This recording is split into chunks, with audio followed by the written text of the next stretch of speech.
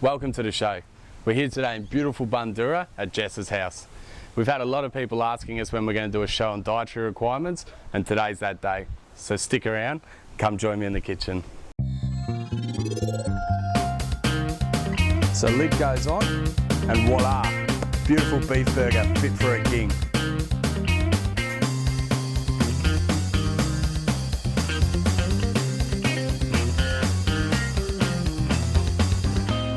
So come and join me in the kitchen. To start things off today, we're going to do a couple of little snacks for diabetics. There's two types of diabetes. The first type, type 1, is a little bit too serious for me. You need to go see a doctor about that. But type 2 diabetes with a healthy exercise regime can be controlled by diet. So that's where I come in. To start things off, we're just going to make a nice quick and easy smoothie. For this you'll need 1 banana, 2 peaches, half a cup of low-fat natural yogurt, and a cup and a half of unsweetened pineapple juice. So that's no added sugar in that. So to get started, we'll move on to our fruit. The reason why I've chosen this fruit is because it's not too high in natural sugars, because even natural sugars are bad for you in large amounts. Make sure when you chop up your fruit, you chop it nice and small, because you want it to be really smooth so you can get it up your straw. So we're just going to put that into our food processor now. Trying to get most of it in there.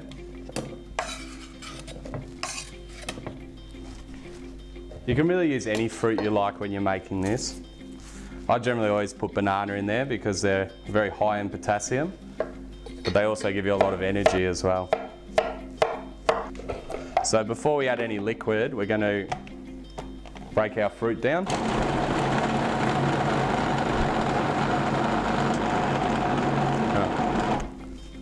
So now that this is nice and smooth, we can start adding our liquids. Start off with your pineapple juice, and then we'll give that another process. You don't want to add your yogurt too early because sometimes it can split out of it.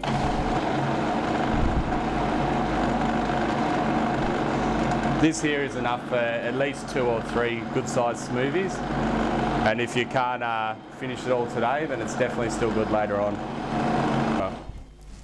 It might seem like a lot of effort on paper, but it's not a whole lot harder than making a cup of coffee. So that's nice and smooth now, so we'll get our yogurt in. The reason why I'm using yogurt is to give it a nice creamy texture without all that added extra fat from milk or cream or ice cream. So just nice and quickly there, you don't want to go overboard, just want the yogurt to get mixed through. So now I better have a quick taste, make sure it's all good. Magnificent. So now off it comes. We'll just go straight into a glass. Now we have a beautiful, creamy, low-fat smoothie. And it's so tasty that most people won't even know they're being healthy. So now that I've finished my smoothie, we can move on to bruschetta. To make this you'll need some olive oil, some tomato, 5 large leaves of basil, 1/4 of a red capsicum, 1/4 of a purple onion, 1 clove of garlic, 40 grams of feta, some salt and pepper, and a nice big loaf of wholemeal bread. To get started though, we need to toast our bread. So just slice off some nice thick pieces. Of course, for those gluten-free people out there, there's gluten-free bread available. It's important to try and get some nutrients out of your bread as well, so try and just steer away from your plain white bleached bread and move into something a bit more interesting. So I'm just going to put a little bit of olive oil in our pan and just pop those in, just on a nice low heat. We just want it to soak up that olive oil and go nice and crispy. But while that's toasting, I'll get rid of this and we can move on to our bruschetta mix.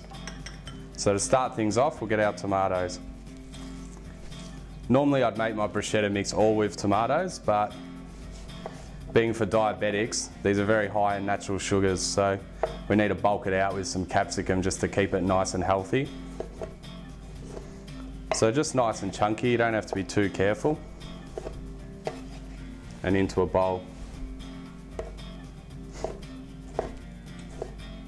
Make sure when you're picking your tomatoes that you pick a nice red ripe one, because that's where all the flavour for this is coming from, and it's worth that little bit extra money. And we'll move on to our capsicum.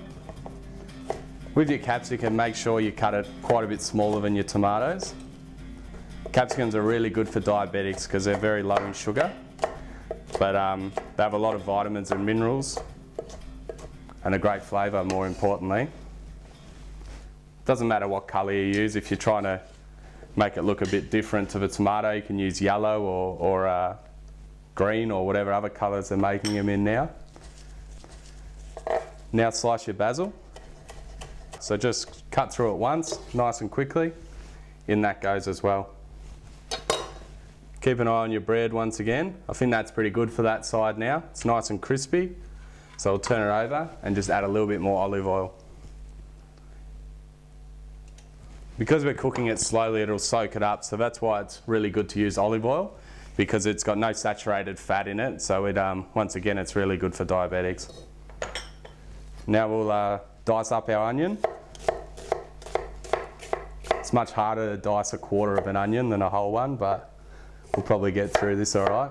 Tends to fall apart a bit.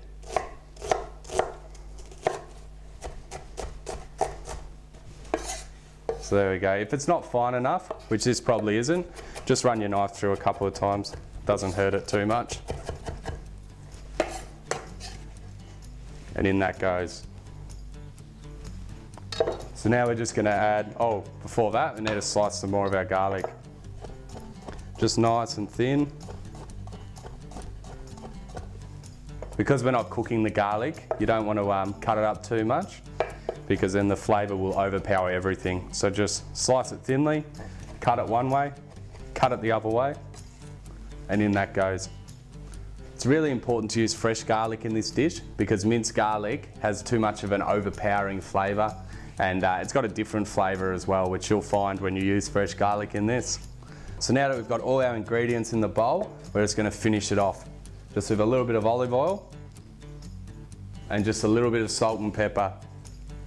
You got to go a bit easy on the salt with all these dishes, but you can still have a little bit in there, and plenty of pepper. Pepper's still good. So give that a bit of a mix through. If you're going to make a big batch of this, then don't add your salt and pepper now, because the salt tends to draw a lot of moisture out of the tomatoes and tends to sort of cook them in a way. So if you're going to save some for later, just make sure you just season it when it's on the bread. So now that that's mixed through nicely, we can check our bread, which is beautiful and crispy, as you can probably hear now. Pop that on our plate. I've gone with a dinner party style plate today. So be quite generous with your mixture as well. This is probably more of a meal than a snack, but it's something I love. It's something my dad loves as well, and he's diabetic, and this is something Mum will cook him, so if it's got Mum's approval, then it must be all right. So now just onto that, we're going to add our feta. The reason why we're using feta instead of other cheeses is because it's got 1/3 of the calories in it, and it's got a great flavour as well. So just crumble that over the top. This is actually even a low-fat feta on that, so it's probably even got less calories than that. So that goes on there.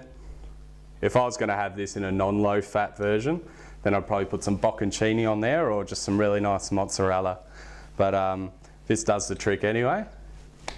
So that's a beautiful, tasty snack for our, not just the diabetics out there, but for everyone to have a try at home. But stick around, because after the break, I'm going to make some tasty fritters for the celiacs in the audience.